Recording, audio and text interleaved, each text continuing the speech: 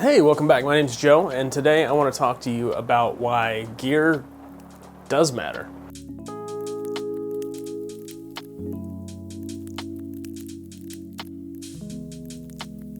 If it's your first time on the channel, I make videos about making videos, photography, and audio stuff. If that's something that you're into, please consider subscribing. We've all seen the videos from people we respect, look up to, like their work, say, gear doesn't matter. I've got to admit, like a lot of you, I've sat on the other end of those videos and thought, gear doesn't matter. Gear doesn't matter from the guy who's using a $40,000 red with a $2,000 piece of glass on the front of it, or a $5,000 piece of glass on the front of it. The people that are using that equipment probably worked their ass off to get it. And when they tell you gear doesn't matter, they're right, but it's not that simple. So today what I'm hoping to talk about is a few reasons when the gear does matter. And I think that's a key distinction for us to make as filmmakers, whether we're running our own business, working for a video production company, or working as a creator just trying to make cool stuff. When I really notice the gear making a massive difference is when it can remove friction from the process of creating. That is one of the biggest things that I think gear allows creators, DPs, editors, anybody in this space to do. You take out the friction, you make things easier, you make things like post-processing easier. And let me explain a little further. Right now, I'm shooting on a Canon 80D. I'm sure you've heard of it. I actually pursued it when I got into Casey Neistat's daily vlogs, and it was a camera he was using, and I love the flexibility of it. I'm also a photographer, so I love that it could take good video and take good photos. A few years later, this 6 or 7 year old camera body seems like a relic. Part of that is a little bit of that gear acquisition syndrome, but part of that is recognizing that it doesn't have all of the capabilities that would make my life easier. For example, it doesn't have the depth of color space that a nicer camera body might afford. It can't shoot in a log profile. It doesn't allow me to take XLR inputs. It doesn't have any kind of in-body image stabilization, which is not always necessary. If you're vlogging, if you're a one-man band run and gun type of filmmaker, IBIS is super helpful. So is having great color and good dynamic range. Gear makes that kind of thing easier. But here's the catch. If you don't know how to use the gear you haven't mastered it, you don't understand all the principles of exposure or keeping focus or making good audio or composition or storytelling that everybody likes to talk about, having better gear is not gonna make you a better filmmaker. But if you do know those things and you do get better gear in your hand, it is absolutely going to improve the quality of your productions. There's no question with that. The caveat that we need to include in these kinds of things is that you need to know your stuff for the gear to matter. You've seen all those videos before. Pro versus amateur. We hand the pro a Canon T2i, and then we hand the amateur a red weapon. You can tell the difference. The interesting piece of that is in almost all of those videos, when you hand them that $40,000 red, there are some things that camera is far more forgiving on. There are also some things that it is way less forgiving on. So point one, when gear matters is when you know how to use it.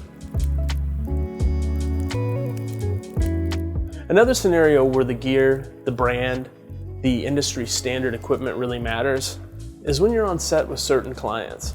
Depending on the kind of work you do, the optics of having a full-blown cinema camera, high-end lighting, and really nice grip equipment, crew members to operate all that stuff matters when you have a client that is spending 5-6 figures on a budget that expects it to look and feel a certain way. If you roll up on set of a $50,000 production, even with a Sony FX3, which is a great camera, your client might be a little bit weirded out that the package looks so small. In that situation, the gear matters. Maybe it shouldn't. I think we could all argue that it shouldn't. But when you figure out how to convince a client that the gear doesn't matter because the storytelling and all of that takes precedence, let me know. I think in most cases, the optics far outweigh the actual aptitude, which is an unfortunate reality in a lot of businesses and corporate scenarios. Perception matters, and the gear affects people's perceptions of whether or not you know what you're doing. And a third point for me, when the gear matters, maybe this is 3 and 4, is when it comes to getting out of a rut, inspiration, stretching your skill set, pushing your boundaries, getting uncomfortable. There's a guy that I follow on here, I've followed him for a long time. He's not in the filmmaking space, he's actually a woodworker. He's a maker. And if you haven't heard of him, you should look him up. His work is awesome. His name's David Picciuto. The channel he runs is called Make Something. He's been doing it a long time. I listened to his podcast with Jimmy DiResta and Bob Claggett. He talks on that podcast several times about how he purchases new camera bodies and new equipment pretty regularly, but he does so for a couple reasons, but one of them is that it inspires him. It pushes him to be more creative. He gets excited about the gear and trying new things because he has this new capable piece of equipment, something that adds a little bit of extra to what he can do. And in that instance, the gear absolutely matters. You gotta be careful with this one because you don't want to use it as a license to blow all kinds of money buying the next new camera body that comes out every year. But I think there's something real to be accounted for when it comes to expanding your creativity and your inspiration with new capabilities and new equipment. And it allows you to do that. I feel the same way. When I get a new camera, I am fired up to go and try new things, to see what those new capabilities are going to allow me to do. And in that case, the gear absolutely matters. At the end of the day, though, perhaps unsatisfyingly to a lot of you, myself included if I was probably watching this, we got to circle back to the first point. If you haven't mastered a lot of the basic principles, try your hardest not to get caught up in the trap that better gear is going to make you a better filmmaker. There is a little bit of truth to the fact that access to better gear gives you the opportunity to learn how to be a better filmmaker.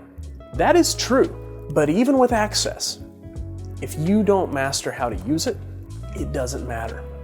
I have to swallow my pride on this every time because man, do I want a new camera body. Man, do I want some better glass.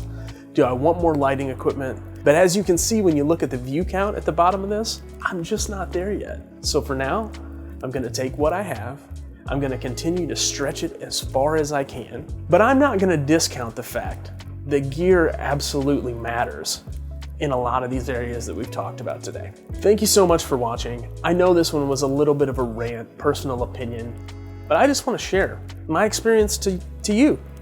Let me know what you think.